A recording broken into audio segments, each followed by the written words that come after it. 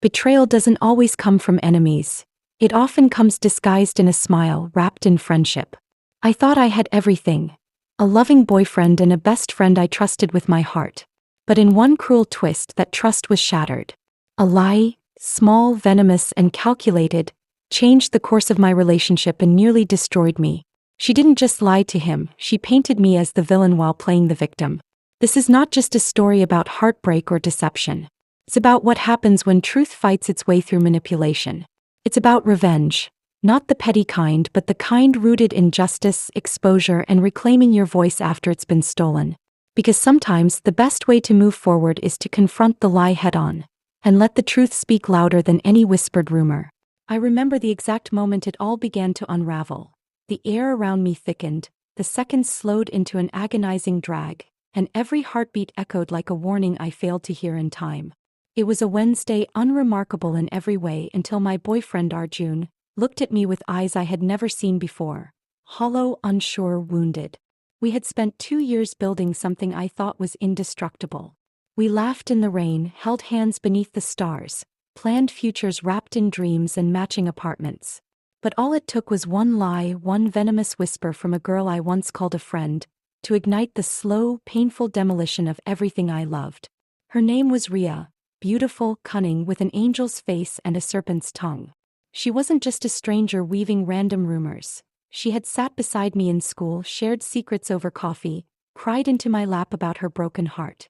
And yet she was the one who would forge a lie so cruel it would claw its way into Arjun's mind and plant seeds of doubt that bloomed into a wildfire. She told him I had cheated.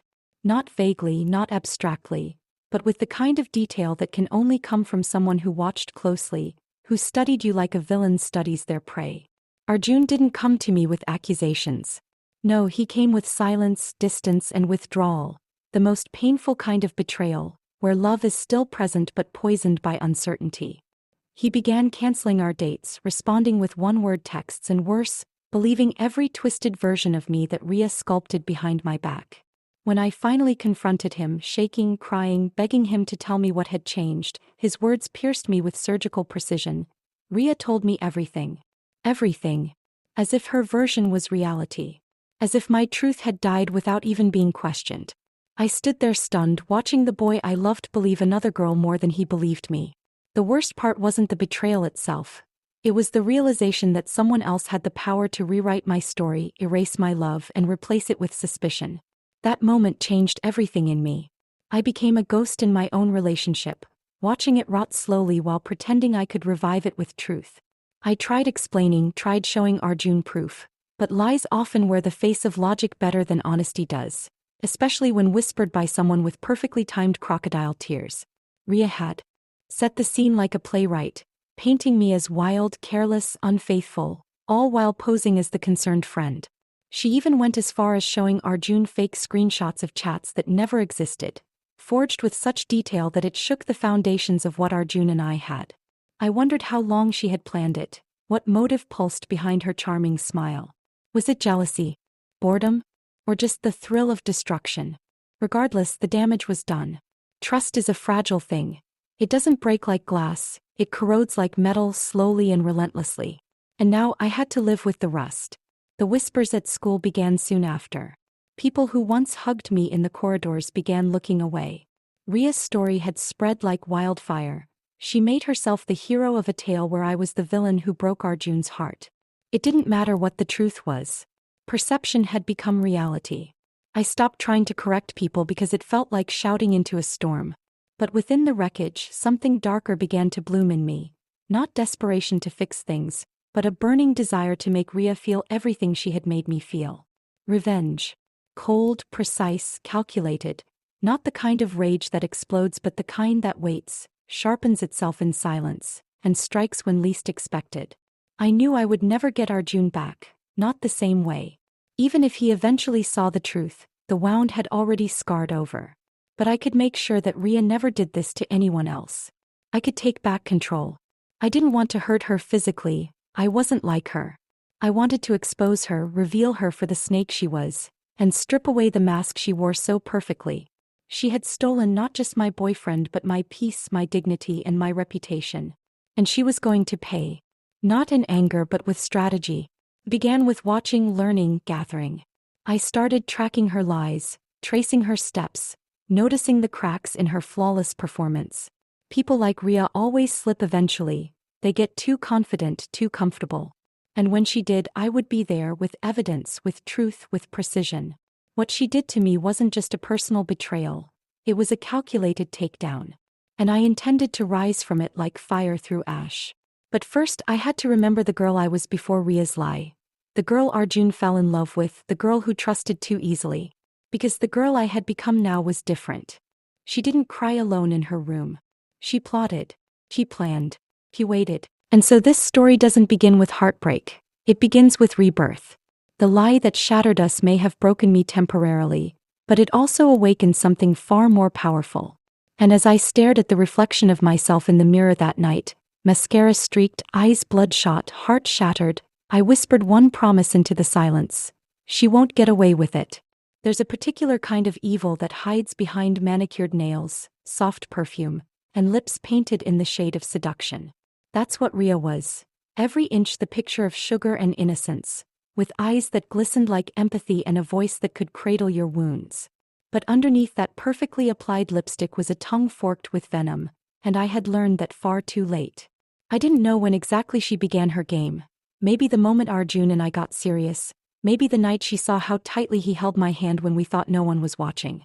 Or maybe it was always there, dormant like a serpent coiled in the sun, waiting for the right moment to strike. Ria played the long game. She didn't just lie to Arjun. She built a world around her lie, with layers of fake concern, half-truths, and forged sympathy. She came to him in tears, spun tales of my supposed late-night trysts, showed him screenshots of me flirting with someone named Jay, whom I'd never even met, and then she wrapped it all up with her favorite closing line. I just thought you should know. Because I care about both of you. Care. That word echoed like poison in my mind. She didn't care. She craved control. And what better power than breaking something pure? She wanted to ruin me because seeing me happy lit a fire in her that she didn't know how to extinguish except by destruction. That lipstick she wore, the bold crimson stain, wasn't fashion, it was war paint. And I had finally begun to see it. At first I spiraled. I cried until my throat went raw, screamed into my pillow, broke 3 pens trying to write letters to Arjun that I never sent. But then I stopped. Not because the pain went away, it never really did, but because something inside me shifted. A strange kind of stillness like the calm before a storm settled in my bones. I wasn't going to cry over her anymore. I was going to expose her. And to do that, I had to become quiet, invisible, patient. So I studied her, not in the way I used to when she was my friend and I cared about her dreams and drama, but with cold calculation. I watched how she walked, how she spoke to different people, how she flicked her hair when she lied, and how her eyes darted sideways when caught. I noticed she always kept her phone face down. She changed passwords often. She played the martyr around Arjun but the queen bee with everyone else. She wore guilt like a costume when it suited her and pride like a crown when no one was watching. And behind it all she was slipping. Slowly, subtly, but slipping nonetheless. I started gathering. Quietly. A screenshot here, a voice recording there. I found someone she had confided in, her ex, Vihan, who admitted that she once bragged about faking text to manipulate a previous relationship. I recorded our conversation. I traced the number that sent those fake texts to Arjun and matched it with a burner SIM registered under her cousin's name. I even dug through my old conversations with her, where she had carelessly left digital fingerprints, phrases she used, emojis she favored, the same punctuation quirks that matched the fake chats she created about me. But revenge isn't just proof. Revenge is theater. And I needed an audience. I couldn't go to Arjun yet. He wasn't ready. He was still wrapped around the version of Ria she spoon-fed him. No, I had to unravel her mask in front of everyone she cared about. The friends, the classmates, the boys she flirted with, the girls she pretended to protect. Because Ria didn't just hurt me, she lived off power, and exposing her would mean taking that power away one social thread at a time. So I smiled when she passed by me in the hallway. I nodded when she said hi. I even liked her photos. Because that's what snakes hate the most, when they don't know they're being hunted.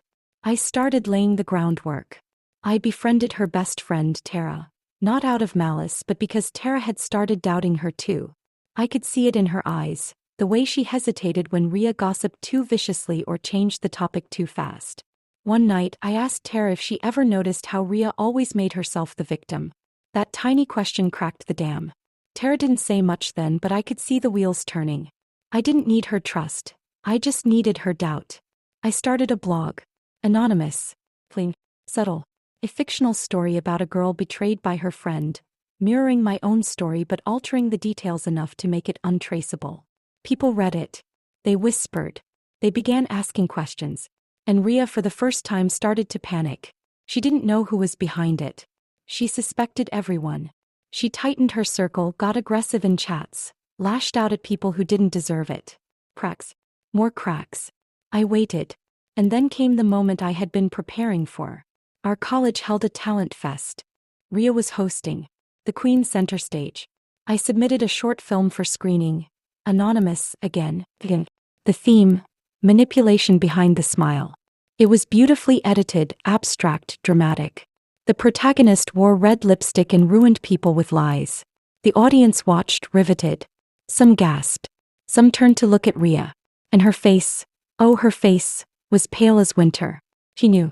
But she couldn't prove it. Not yet. After the film, rumors erupted. Whispers crawled through corridors like wildfire. People started noticing. Questioning. That's when I dropped the final puzzle pieces. Screenshots, voice notes, the chat with Vihan. Leaked anonymously, of course. No name attached, just truth laid bare. By the end of the week, Ria was no longer the untouchable queen. People avoided her. Arjun stopped replying to her. She confronted me one evening, eyes wild, voice shaking, screaming, "You think you've won?" I didn't respond. I just looked at her, calm, unreadable, victorious in silence. Because revenge isn't loud. It's not a scream or a slap. It's watching your enemy fall under the weight of their own lies while you walk away without lifting a finger. Ria had painted herself into a corner, and all I did was turn the lights on. She was a snake in lipstick. But even snakes shed their skins when the truth burns hot enough. And I had set her world on fire. There's no emptiness quite like the one that follows being ghosted by someone you once thought would walk beside you for the rest of your life. It doesn't happen like a clean break or a dramatic goodbye. It happens slowly, painfully, like being erased in increments until you start questioning whether the love was ever real at all. That was what Arjun did to me. Not a confrontation. Not a tearful conversation. Just a gradual fade. Messages that used to be instant now took hours or days. Video calls that once ended with, "I love you," now ended with static silence. And eyes that once sparkled with warmth turned cold, distant, unreadable. It was as if I became a ghost in his life before he even told me I no longer belonged in it. And the worst part was knowing it wasn't even my fault. It was her lie, Ria's fabrication, that drove the wedge between us. But Arjun didn't fight for me. He didn't dig deeper. He didn't ask me for the truth.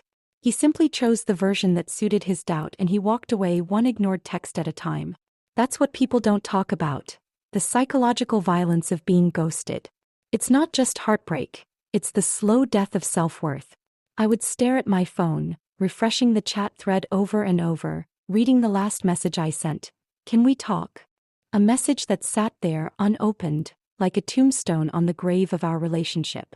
I kept trying to tell myself that he was confused, manipulated, hurt. But every excuse I made for him only bled more truth. If he had really loved me, he would have asked me. He would have fought for clarity. Instead, he vanished. And the void he left behind was filled with questions that screamed louder in the silence. Was I not enough? Did he ever trust me? How could a lie matter more than the moments we shared? I remembered the nights we lay on the terrace counting stars, the poems he wrote for me in the margins of his notebooks, the way he held my hand as if it tethered him to sanity. Were those moments illusions? Or had he changed so quickly that the boy who once whispered love into my hair was now just a stranger ghosting me from the shadows of doubt? Everyone told me to let go. My sister said, "You deserve someone better." My friends said, "He'll come back when he realizes." But what they didn't see was the scar that ghosting leaves, not on the body but on the soul. It made me paranoid, afraid. I started second-guessing everything I said.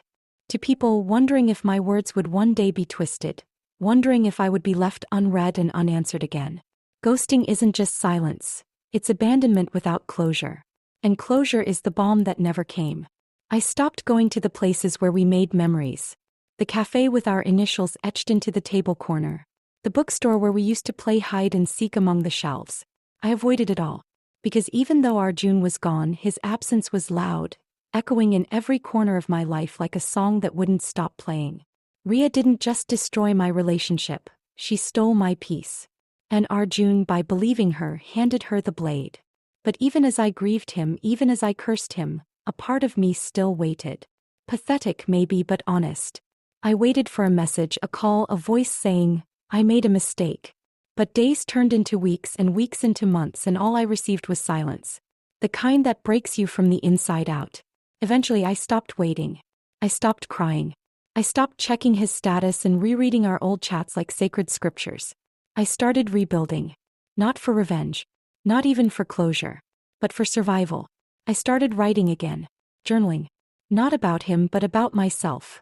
Who I had been before the lies, who I was now, who I wanted to become.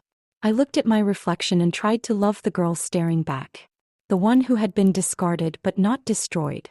I reconnected with old friends, took long walks without music, and let my scars breathe. But ghosting has a strange way of lingering. It shows up in dreams where he finally answers, only for me to wake up to a screen still void of his name.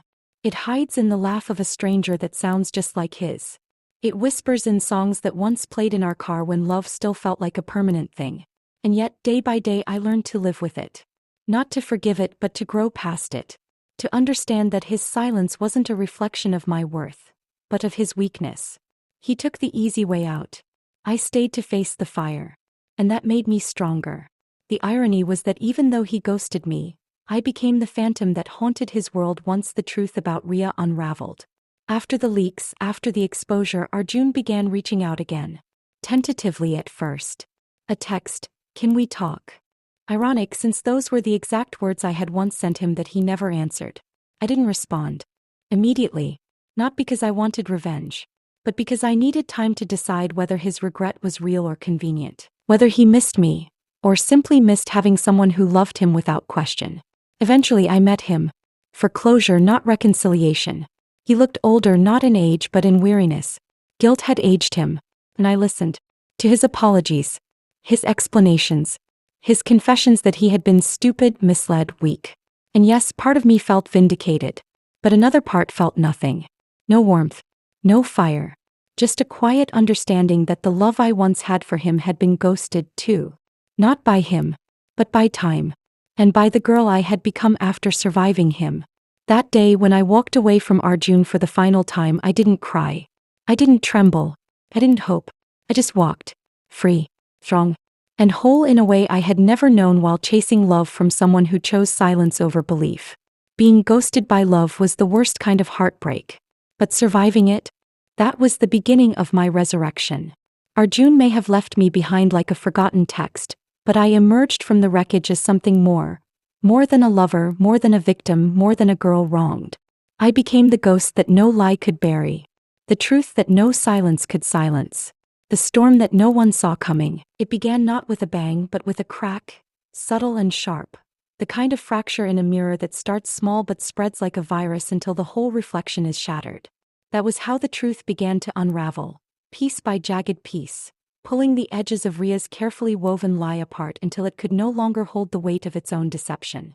I had waited for this moment, not out of petty vengeance, but out of a quiet yearning for justice, for balance, for the world to right itself after being tilted so violently out of place. Ria had lived too long in the warmth of her lie, basking in the sympathy she manipulated and the social power she clung to like oxygen. She had walked with confidence through hallways she poisoned, her voice soft, her laugh strategic, her every movement a performance for those too blind to see the strings. But lies, no matter how well rehearsed, have a shelf life. And the day they begin to unravel is the day the liar begins to choke on their own script. It started when Tara, her once loyal confidant, grew distant. Not openly, not confrontationally, but in subtle ways. Fewer hangouts, hesitant eye contact, moments of withdrawal mid-conversation. Ria noticed it, of course. She had always been good at detecting shifts in power. But what she didn't realize was that Tara had started to question everything. I hadn't even needed to say much. A well-placed doubt, a small piece of evidence, a few truths shared like whispered secrets in the quiet corners of a classroom. It was enough. Once a person starts questioning a lie they've believed, the rest of the house falls with it. And Tara wasn't alone. Others began to remember odd things. Phrases Ria had repeated in different versions to different people, inconsistencies in her stories, her sudden emotional outbursts whenever someone mentioned my name in a neutral tone. Even Arjun, still haunted by the ghost of our ruined relationship, began pulling at the threads.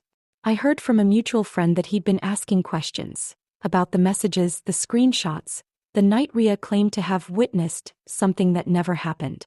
Maybe it was guilt that made him dig, or maybe it was the uneasy knowledge that truth doesn't stay buried forever, not when it was buried under so much fiction. Whatever the reason, the whispers began to spread. And Ria felt it. She became defensive, paranoid, more controlling. Her smile lost its ease. Her voice, once sweet and syrupy, grew sharp around the edges.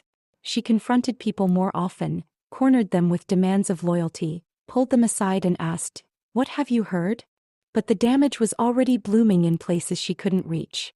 I didn't need to push her off the edge.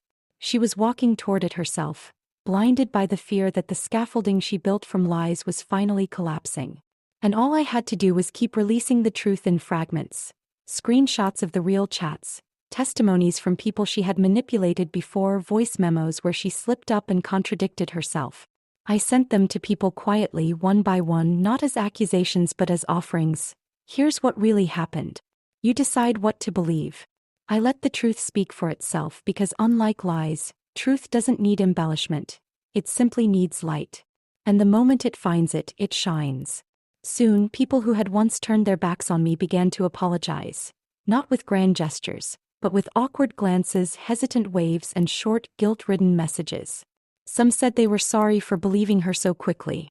Others didn't say anything at all, but their behavior changed. And that, more than any apology, felt like vindication. But it wasn't about being liked again. It wasn't even about clearing my name, not entirely. It was about reclaiming my story. About taking back the narrative that had been stolen from me and twisted into something grotesque.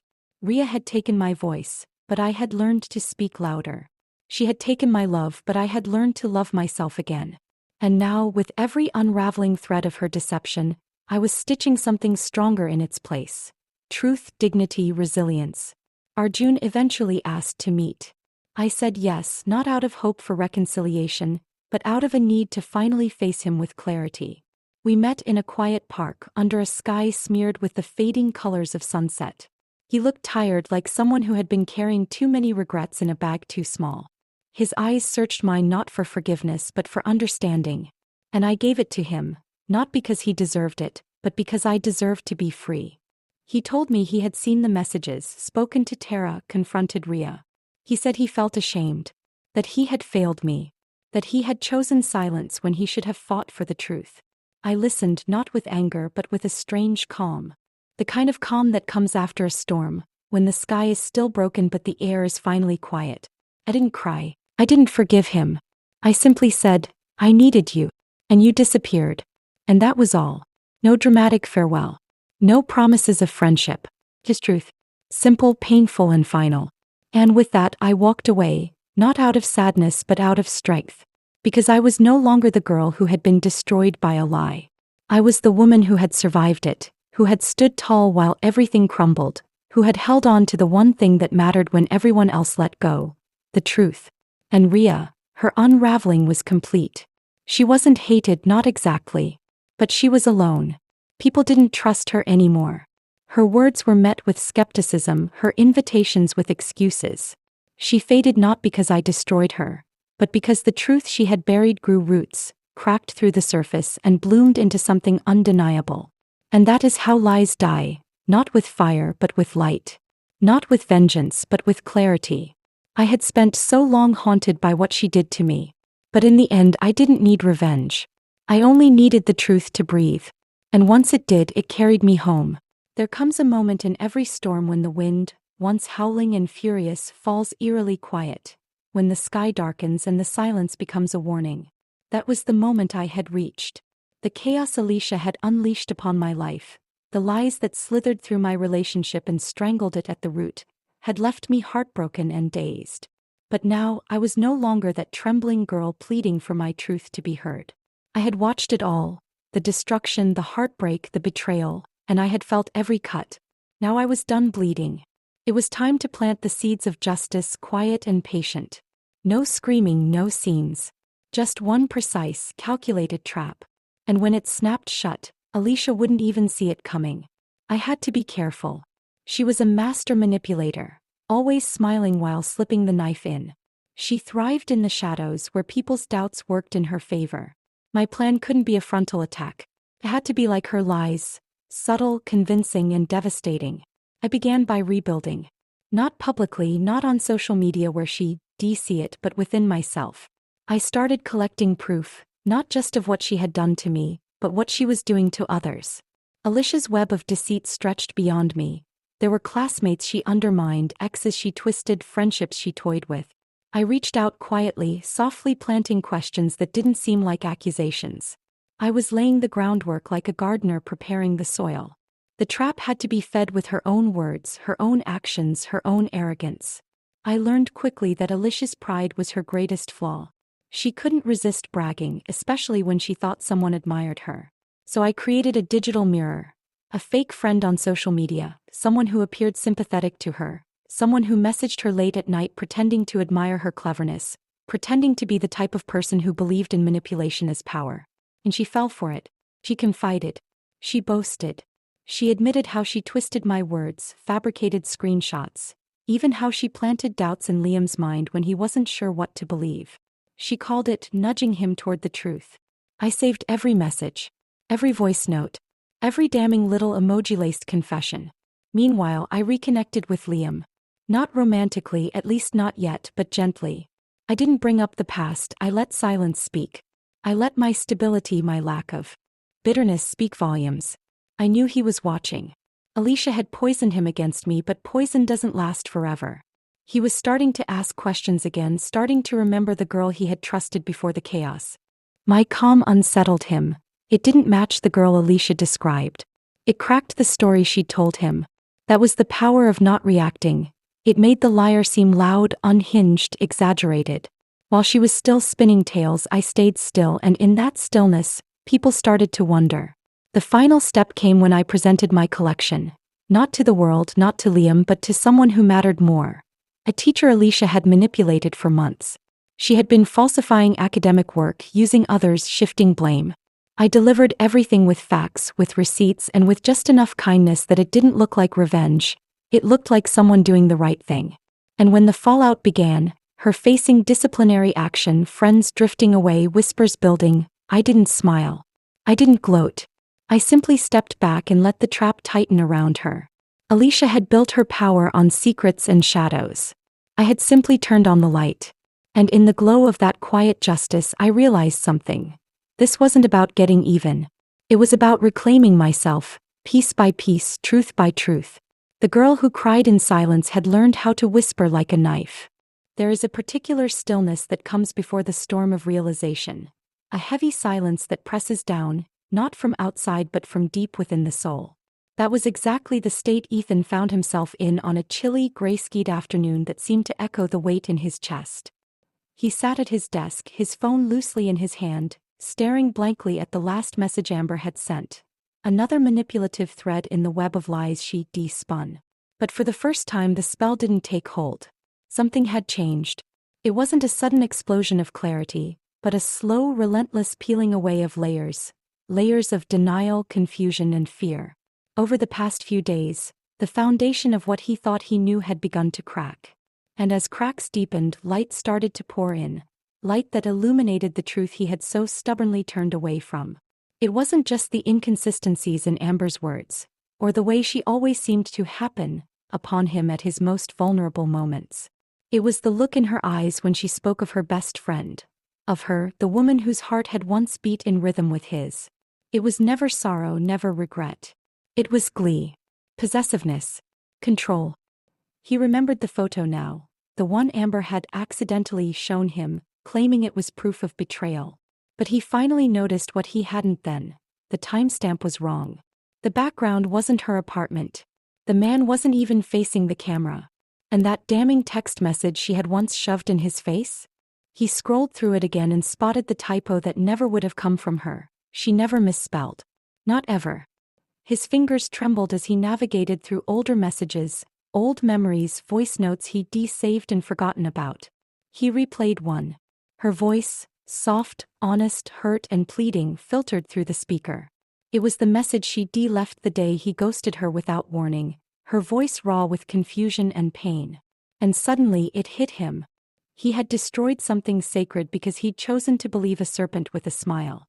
Now the guilt set in like a tidal wave, crashing over him, relentless and cold. Every moment he'd doubted her, every time he'd walked away instead of listening, replayed in his mind with punishing clarity. His mind went back to the day she begged him to hear her out and he'd refused. He remembered the exact words he said, the cruel finality of them, and how her eyes had glistened. With unshed tears she refused to let fall. That memory gutted him now. The girl who had stood by him through every storm had been cast out on a single whisper from Amber. And he had let her. The realization turned his stomach. Shame crawled up his throat as he realized that Amber hadn't just lied. She had engineered an emotional prison and locked him inside it. He was her trophy, her possession, and he'd let himself be placed in her cage without question. Ethan stood and paced the room, running a hand through his hair. He knew now that he had to make it right. But how do you begin to mend a heart you've broken so completely? Could she ever trust him again? Would she even look at him the same way? He wasn't sure.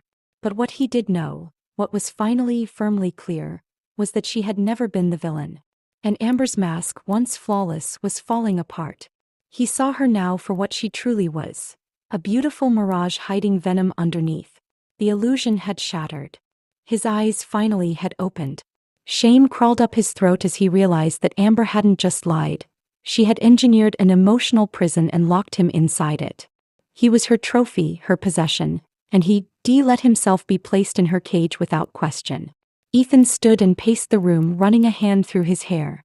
He knew now that he had to make it right. But how do you begin to mend a heart you've broken so completely? Could she ever trust him again? Would she even look at him the same way? He wasn't sure. But what he did know, what was finally firmly clear, was that she had never been the villain. And Amber's mask, once flawless, was falling apart. He saw her now for what she truly was. A beautiful mirage hiding venom underneath. The illusion had shattered. His eyes finally had opened. The truth, once a whisper in the dark, had now begun to scream.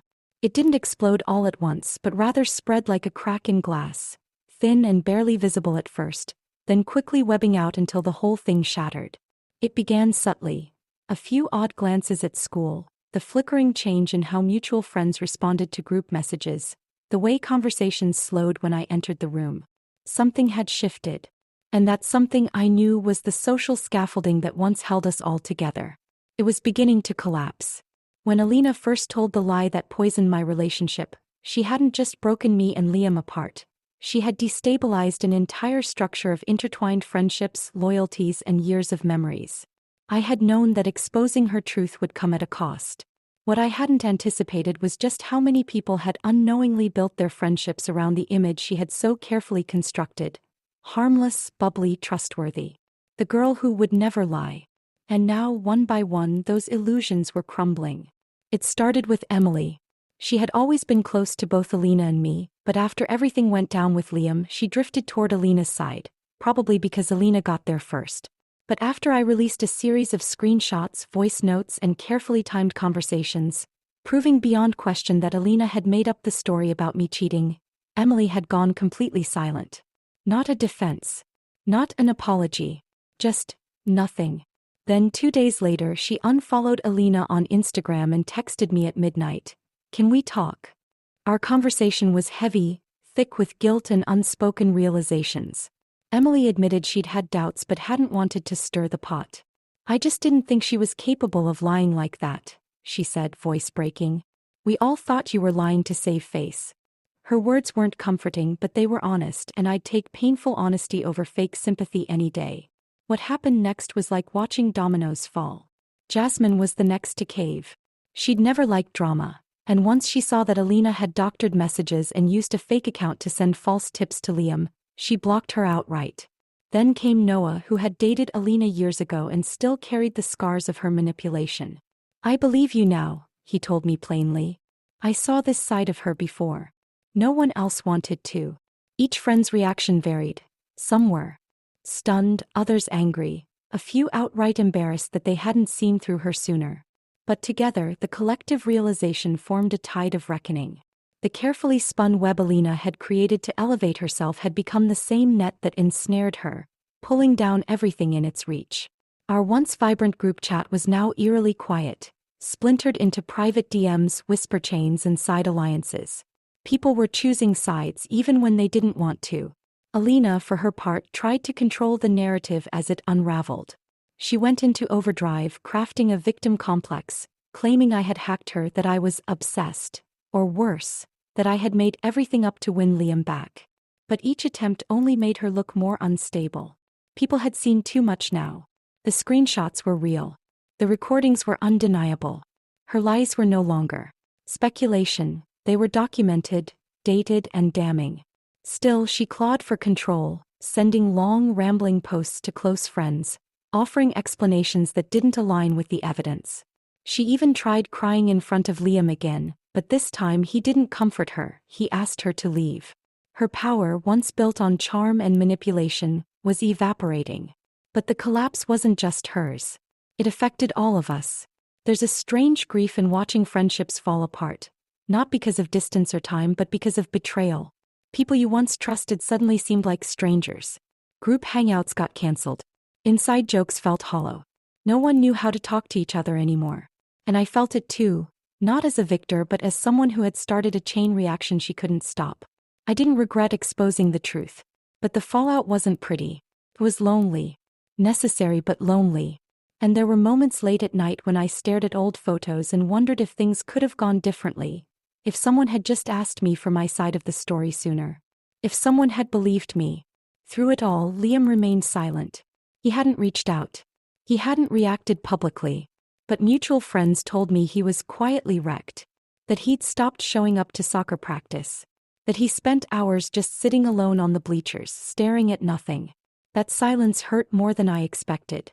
Because now that the lie had been exposed, I kept hoping he'd come back. Say something, ask for forgiveness. But maybe he was too ashamed. Or maybe he was still trying to piece together how he let himself be manipulated. I didn't know.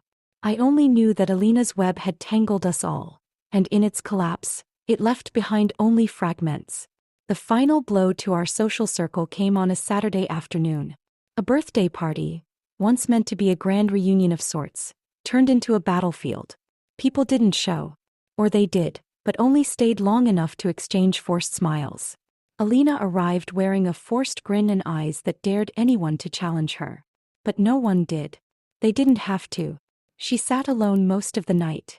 When she tried to speak to a few people, they turned their backs. Her downfall wasn't dramatic anymore. It was quiet, cold, complete. Social isolation. The same kind she tried to inflict on me. When I walked into that party, heads turned. For a moment, I felt eyes on me, uncertain, watching. But then Jasmine stood and gave me a hug. Then Emily. Then Noah. One by one they acknowledged me, not as someone vindicated but someone surviving. Someone who didn't crumble under the weight of a lie. I wasn't there to gloat. I didn't need to. The truth had done its job. And the collapse of our social circle was just the final consequence of one girl's manipulative game. Alina had wanted to ruin me. In the end, she ruined herself and everything around her. And as I stood there watching her sitting by herself, clutching a plastic cup with trembling fingers, I realized something profound. Revenge hadn't required destruction. Just truth. The truth, in all its painful glory, had been the weapon. And once it was unleashed, there was no rebuilding the world she once ruled with lies. The day began like any other, deceptively calm, the air tinged with a warmth that promised a storm. I had rehearsed every second in my head for weeks. How it would play out, how the truth would rise to the surface like oil in water, impossible to ignore. After months of humiliation, of watching my relationship rot from the inside out because of her lies, it was finally time. Time for the world to see who she truly was. Time for him to hear what he refused to believe. Time for justice to bleed through the silence she had wrapped so tightly around me. The girl who had pretended to be my friend while whispering poison into his ear had spent too long basking in the chaos she created. She had smiled sweetly as she tore apart my world, manipulating perception and twisting truths until I was left staring at a version of myself that I didn't even recognize. Angry, isolated, doubted. But I never gave up. I collected every screenshot, recorded every phone call, and followed every breadcrumb she accidentally left behind, knowing this day would come. Today the masquerade would end in front of everyone who had watched from the sidelines, silent and unsure, wondering who to believe. There would be no doubt after this. Not after the receipts, not after the confrontation, and definitely not after the video. The party was already full when I walked in, head held high, heart pounding behind my ribs like a war drum. She was there, of course. Center of attention as always, effortlessly charming, laughing in that high-pitched performative way that used to fool even me. He stood nearby, still caught in her orbit, looking more uncertain these days, more tired. Maybe some cracks had already begun to show in her carefully maintained illusion. Maybe, deep down, he had started to question the sudden shift in his perception of me, the girl he once claimed to love. I walked slowly through the room, each step deliberate. Conversations dimmed slightly as I passed, eyes following me like shadows. I knew the rumors had been swirling for weeks. Something was coming. Something big. I had let it simmer, let the tension rise, let curiosity do its job. She had no idea that the floor was about to collapse beneath her designer heels. And when it did, there would be no one left to catch her. I stood by the projector, remote in hand, and looked around the room as the chatter dimmed further. My voice, when it came, was calm and clear, too. Calm, and that's what made everyone fall silent.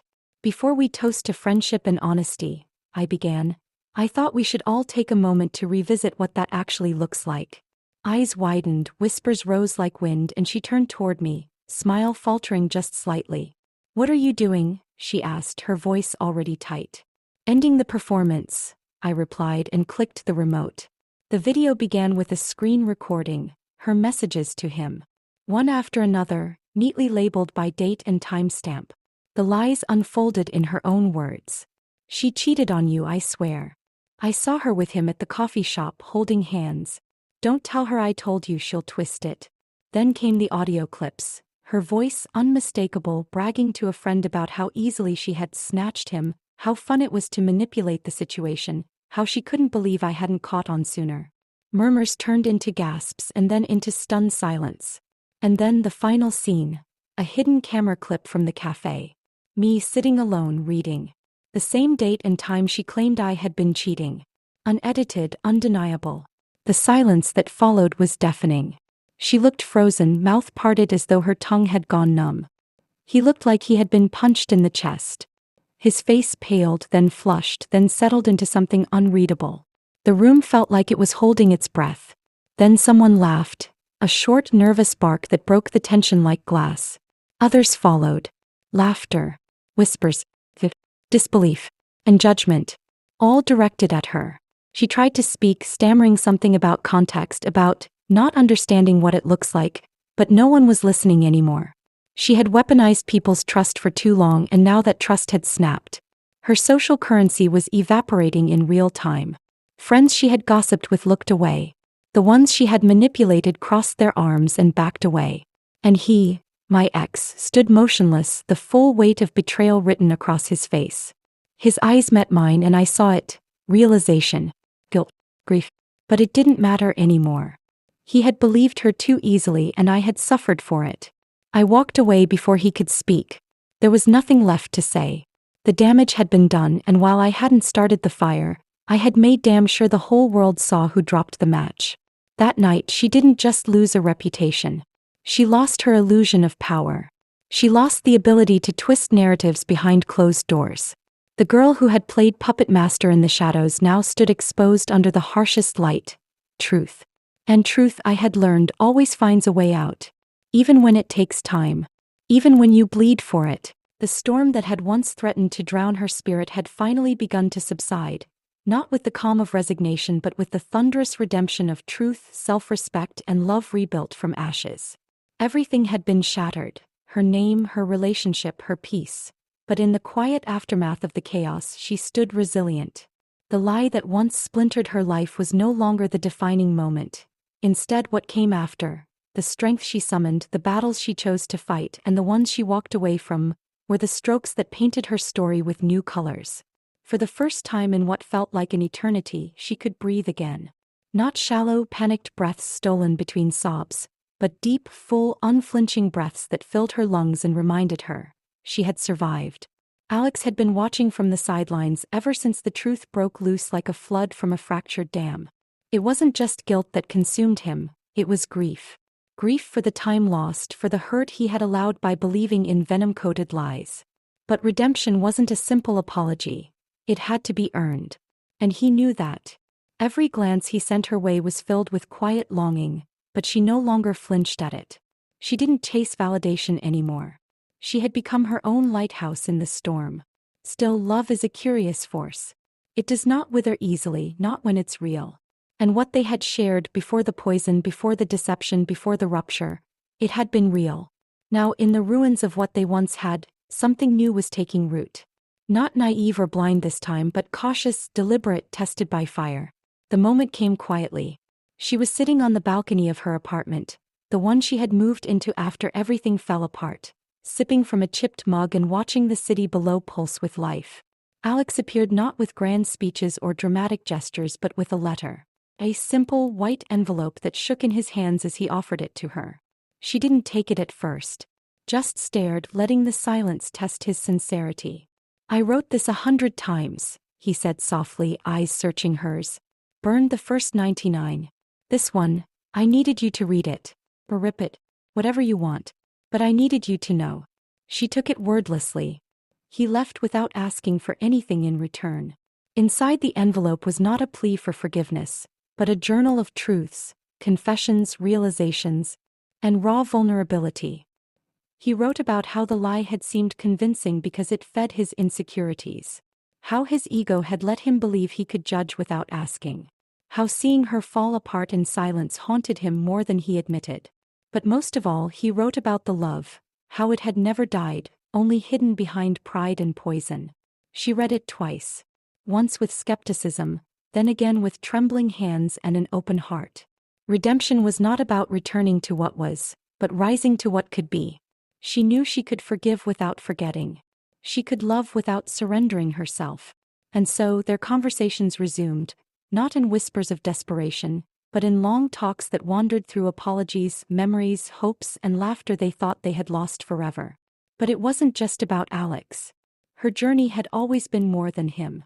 She reached out to the friends who had distanced themselves, some too ashamed to face her, others misled by the lie and now eager to make amends. Some friendships rekindled gently, while others she let go of with peace. Her social world, once a battlefield of betrayal, became a space she curated with care. She no longer needed to prove herself. Her name, once dragged through the mud, now carried weight again, not because of others' opinions but because of her integrity. Then there was her. The girl who lied. The one who started it all. When their paths crossed again, it was not rage that flared in her chest, but a cold clarity. She didn't need revenge anymore. It had already unfolded naturally. The liar had lost credibility, friends, and even the twisted satisfaction of having won. Everyone had seen the truth eventually, and the girl's manipulation had become her own undoing. There was nothing left to destroy. Only a hollow shell of a snake who once wore lipstick and smiled while twisting knives. So when the girl approached her, eyes darting with discomfort, and whispered a reluctant, "I didn't mean for it to go that far," she simply looked at her, steady and unbroken. The air was different now. The storm had passed, or at least that's what everyone else thought. To the world, it seemed like things had settled. The girl who spread venom in lipstick had been exposed. My boyfriend had returned with regret heavy in his eyes. And those who had once whispered behind their screens were suddenly silent. But inside me, a quiet wildfire still burned. Not one fueled by hatred anymore, nor revenge. It had already run its course, but by the haunting echo of betrayal. I had forgiven, yes, but forgiveness was never a doorway back to innocence. It was a corridor lined with memories I could never unsee. Forgiveness came in stages, like peeling off a stained layer of skin. At first, it was survival. The burden of anger had become too much to carry, and releasing it wasn't kindness. It was necessity. I looked him in the eyes, the boy who once made my heart flutter and my world revolve. He stood before me as a shadow of the man I fell for, and yet in his gaze was the same warmth, the same longing, the same sorrow. "I'm sorry," he had whispered one night, his voice trembling like a leaf caught in the wind. And I had nodded, not because it made everything right, but because it was time. But that didn't mean I forgot. Because I remembered it all. I remembered how he didn't ask me first when the lie was planted, how his silence screamed guilt when I needed him to scream loyalty. I remembered how her words had snaked through his trust and poisoned his heart against me, and how I watched him fade, text by cold text, meeting by empty meeting, until he wasn't mine anymore. The pain didn't leave with the apology. It simply settled into my bones, part of me now, like an old wound that ached in the rain. Even as we rebuilt, the memories lingered. We tried to act like we were okay. We smiled in photos again. We visited the same cafe we used to love. We lay in the same park, the sun dancing through the trees, pretending like the leaves hadn't once fallen hard on us. But some part of me always knew. It wasn't the same. Trust, once fractured, doesn't snap back like an elastic band. It stretches thin, delicate, always one pull away from breaking again. People talk a lot about healing. They speak in metaphors. About time being a salve, about love being stronger than lies. But no one talks about the quiet paranoia. The way I flinched when he looked at his phone too long, the way I braced for betrayal. In every kind gesture. I didn't hate him. I didn't even hate her anymore. But I hated what they had turned me into. Someone always waiting for the floor to disappear beneath her again. I had won, yes.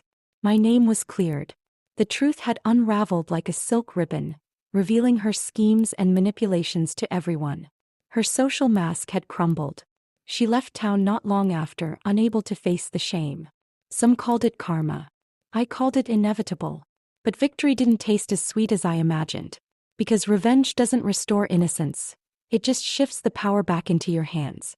What you do with that power is what defines you. And I had chosen not to destroy. When she tried to apologize, yes, she did, eventually, in a trembling email months after. My fingers hovered over the keyboard for hours. She wrote about envy, loneliness, and a twisted kind of admiration that turned toxic. She wrote about how she thought he would never believe her lie, how she never expected it to spiral. But spirals never ask for permission. They just spin. I didn't reply. I didn't need to. Silence was sometimes the loudest response. I had nothing left to say to her. Not out of cruelty, but because closure didn't require her anymore. Closure was mine to give myself. And I had. With him things were slower. We didn't dive back into the deep end. I set boundaries and he honored them. I told him when I needed space and he gave it. I cried some nights and he listened without trying to fix it. That was new. That was growth. And maybe love, the real kind, isn't just about butterflies and sunsets. Maybe it's about staying when it's hard, holding space for someone's pain even when you're the reason they feel it. I still remembered. I remembered walking alone that night, shattered and confused. I remembered reading her message, the venom cloaked as concern, and feeling the walls close in. I remembered confronting him and his eyes darting away, his silence like a dagger. I remembered the way my friends whispered when I walked by, the betrayal of those who never asked for my side. But I also remembered the girl who rose from the ashes. The one who found clarity in chaos. The one who outsmarted manipulation and shone brighter than the lies cast against her. I remembered my own strength, and that memory was the one I chose to carry forward. Forgiveness was for me. Not for her. Not even for him. For the girl I used to be, so she could let go of the bitterness and breathe again. Now, months later, when we walked hand in hand, it was quieter. More real. No more fairy tales. Just two people trying. We would never be who we were before, but maybe we didn't need to be. Maybe we were becoming something else. Something stronger. And every time someone asked if we were okay again, I smiled. Because we weren't again. We were still. Still standing. Still learning. Still growing. Still together. Not because we forgot what happened, but because we learned how to live with it. So yes, I forgave. I let the storm pass. But I didn't forget. Because forgetting would be pretending the storm never came. And I had danced in its rain, survived its winds, and emerged from its wreckage knowing that scars are just reminders that I lived. A healthy digestive system is essential for overall wellness. And incorporating the right fiber-rich foods into your daily routine can make a significant difference. Foods like oats, apples, chia seeds, cucumbers, broccoli, and lentils not only supply the body with essential fiber but also offer a range of digestive benefits, from regulating bowel movements and preventing constipation to feeding beneficial gut bacteria and reducing inflammation. Each of these natural foods works in harmony with your digestive system, helping it function more efficiently and comfortably. Rather than relying on supplements or medications, turning to wholesome, plant-based foods provides a sustainable and enjoyable way to support gut health. By consistently including these 6 powerful foods in your meals, you'll be giving your digestive system the tools it needs to stay clean, balanced, and strong. So whether you're starting your morning with oats, snacking on apples, or adding lentils to your dinner, every bite is a step toward better digestion and a healthier you.